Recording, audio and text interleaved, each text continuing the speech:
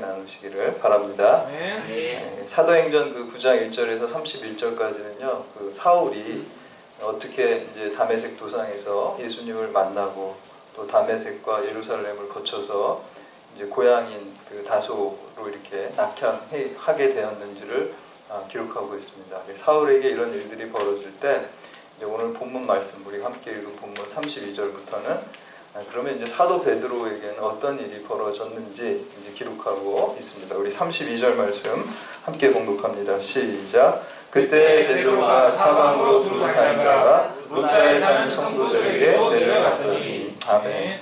베드로가 이제 사방으로 돌아다니면서 이제 전도를 했죠. 이제 복음을 전하면서 이렇게 돌아다니다가 한 지역에서도 또 이제 있는 교우들에게 이제 신방을 하고 또 믿음을 굳게 합니다. 루다라는 곳입니다. 이 루다라는 곳은요, 예루살렘으로 보면은 이제 서쪽, 북쪽, 서북쪽으로 이렇게 위치한 곳입니다. 그런데 베드로가 전도하기도 전에 이미 거기 믿는 사람들이 있었어요. 그러니까 누군가 거기에 복음을 전했기 때문에 그 사람들이 믿게 된 것이죠. 그래서 어떻게 그 베드로보다 먼저 누가 거기에 복음의 씨앗을 뿌렸을까 이렇게 생각할 때요, 예수님께서 부활하신 다음에 또 승천하시기 전에 제자들한테 선교 명령을 내릴 때 예루살렘과 사마리아와 유대와 땅끝까지 이르러 내 증인이 되리라고 지상 명령, 최고의 명령을 내리셨어요.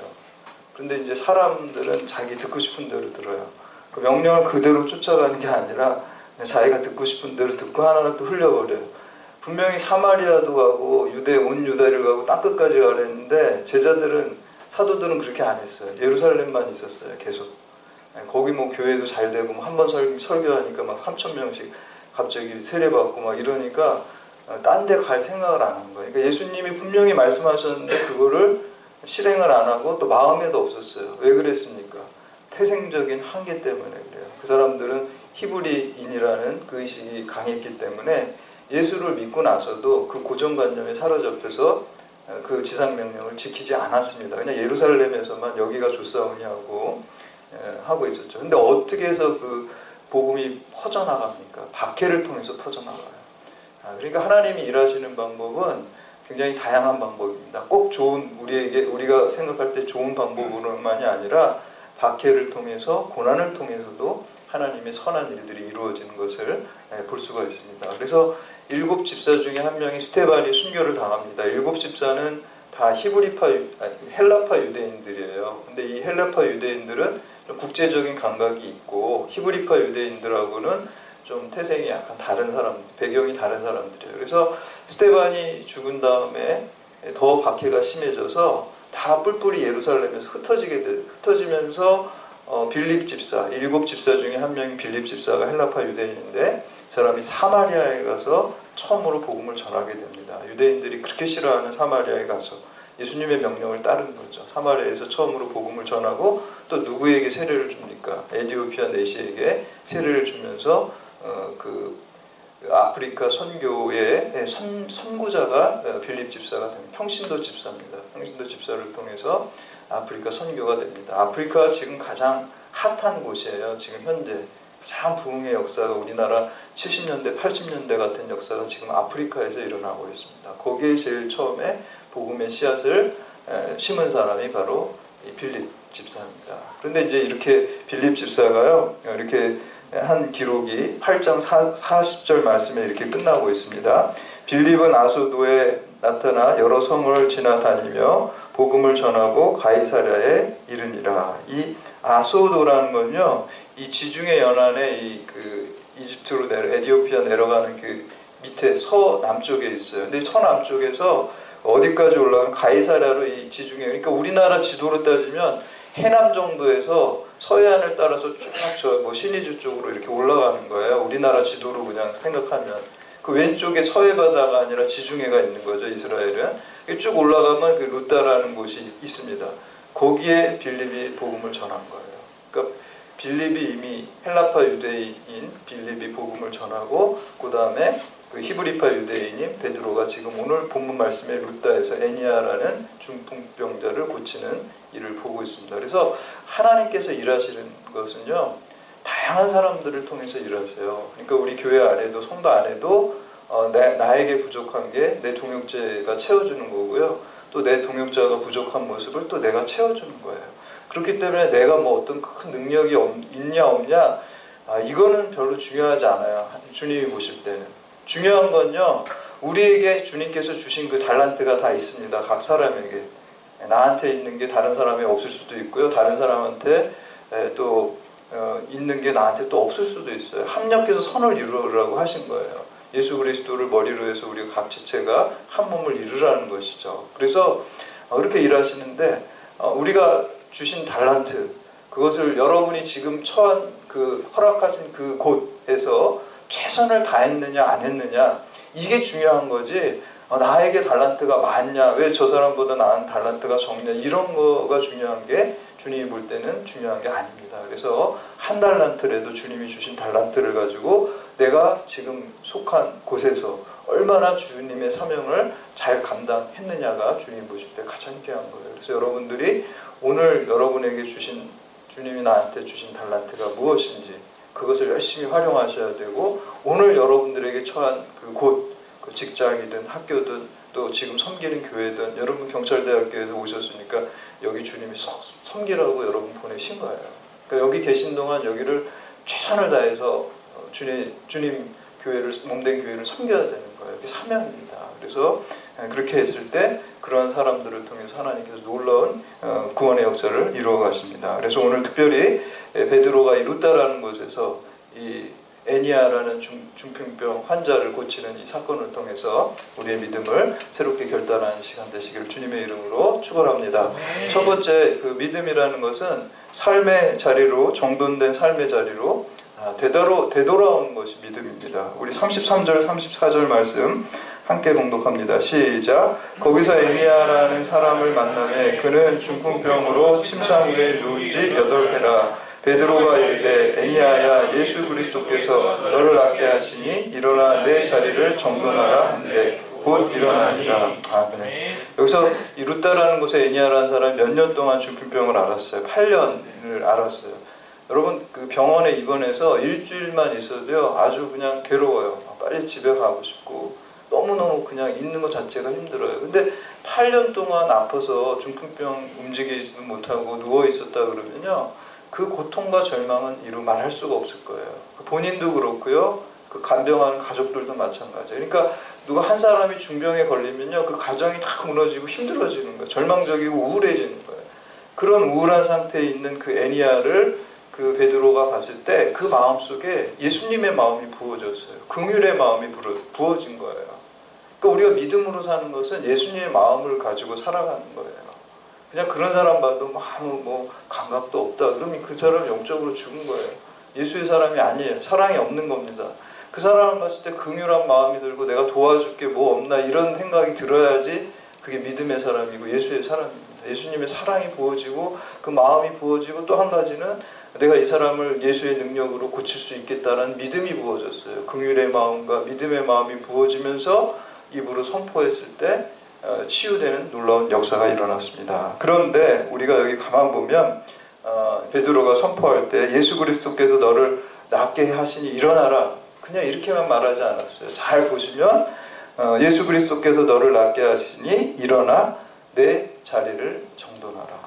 이게 많이 본 거예요. 어디서 봤을까요? 우리 그 베데스가 연못가에 38년 된 그 환자가 중환자가 있을 때 예수님께서 그 환자를 고치실 때도 뭐라 그랬어요? 예수께서 이르시되 일어나 내 자리를 들고 일어나 가라 이렇게 해서 자리를 정돈하라. 여러분 우리가 믿음으로 산다는 건요 우리가 죄악된 자리를 다 정돈하는 거예요. 과거에 나 중심으로 살던 자리를 다 정돈하고요 예수 십자가 보혈로 깨끗하게 정결하게 정돈하는 것이 믿음으로 사는 것입니다. 그렇기 때문에 믿음이라는 것은 정돈된 자리, 주 안에서 정돈된 자리로 다시 되돌아가는 것입니다. 그것이 믿음으로 사는 거예요. 그리고 내 자리를 정돈하라는 이 헬라어를 보면은요, 원어를 풀어보면 너 자신이 펴라, 너 자신을 베풀라는 거예요. 그 전에 자리를 누가 펴줬어요? 다른 사람들이 펴주고 다른 사람이 베푸는 것만 받았죠. 이제 내 인생을 주님 앞에서 정돈해서 이제 너는 네 스스로 또 네 자리를 펴고 또 어려운 사람에게 자리를 펴주는 사람이 되고 베푸는 그 사명을 잘 감당하라고 그런 거예요. 오늘 여러분 믿음으로 사는 건요, 주님께서 여러분에게 부어주시는 그 은혜를 가지고 다른 사람, 그 사랑을 가지고 베풀고 또 그 사람을 도와주는 사람으로 사는 것이 믿음으로 사는 것입니다. 그래서 주 안에서 여러분의 자리를 다시 정돈하는 믿음으로 여러분 더 한층 또 여러분의 믿음이 성장하시기를 축복합니다. 두 번째는 믿음은 주님께 되돌아가는 거예요.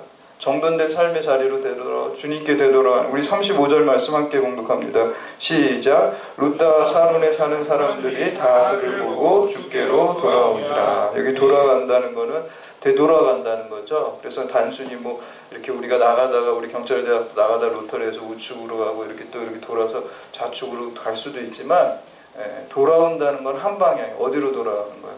우리가 나가다가 제가 학교에다가 뭘 두고 왔어요. 그럼 다시 되돌아오는 거죠. 이렇게 뉴턴하는 게 그게 되돌아가는 거죠. 그래서 우리가 주님과 다른 방향으로 가는 거예요. 모든 주님을 떠난 사람은 원래 우리 소속이 주님께 소속됐어요. 그리고 로마서 11장 36절에 보면 만물이 어디에서부터 주께서 나오고 주로 말미암고 주께로 돌아간다니까.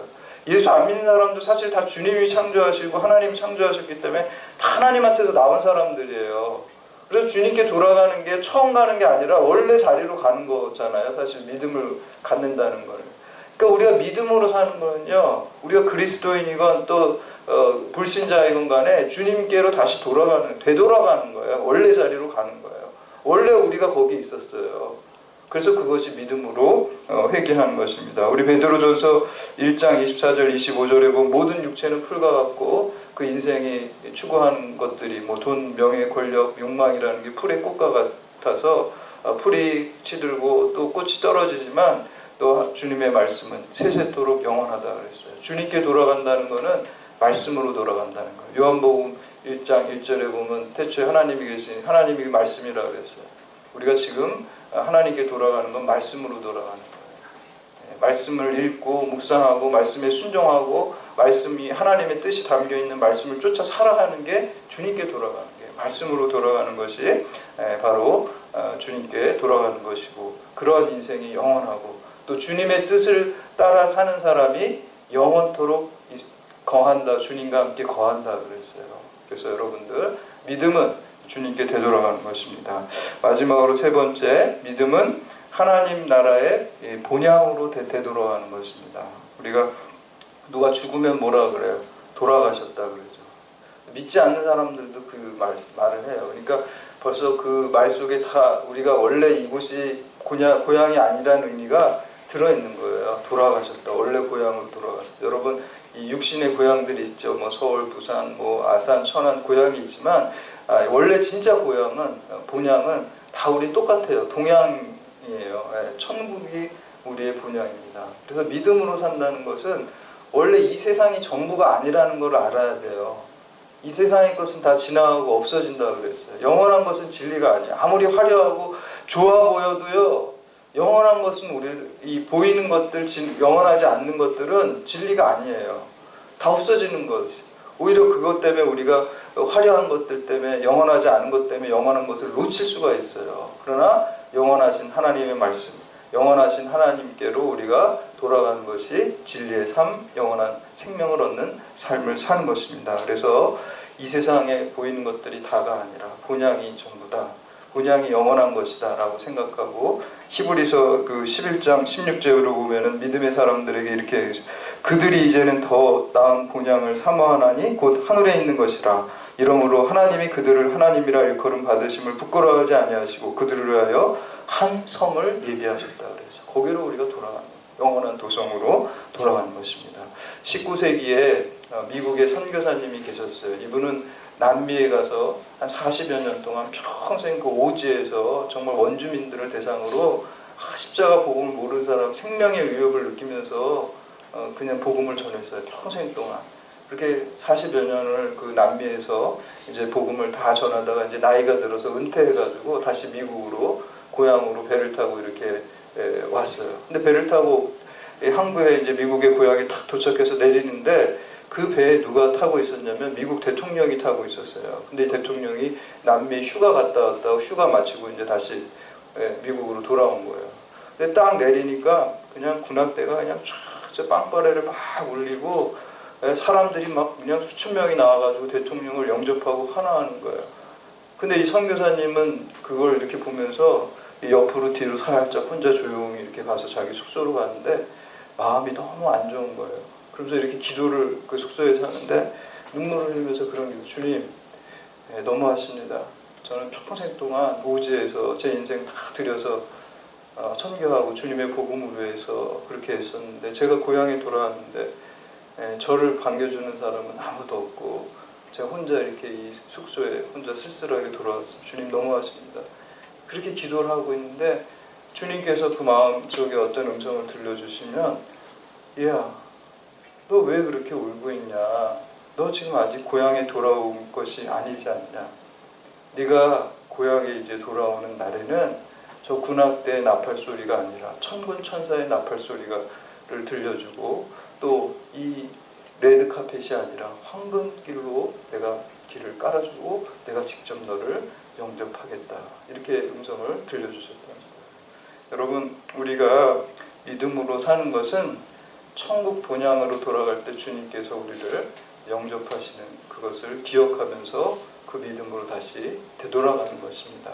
그러면서 여러분, 믿음은 여러분 삶의 자리를, 죄악된 자리를 잘 정돈하고 주님께 돌아가고 또 이 세상이 전부가 아니라 천국 본향으로, 영원한 천국으로 주님을 향해서 그 되돌아가는 믿음의 사람이 다 되시기를 주님의 이름으로 축원합니다. 아멘.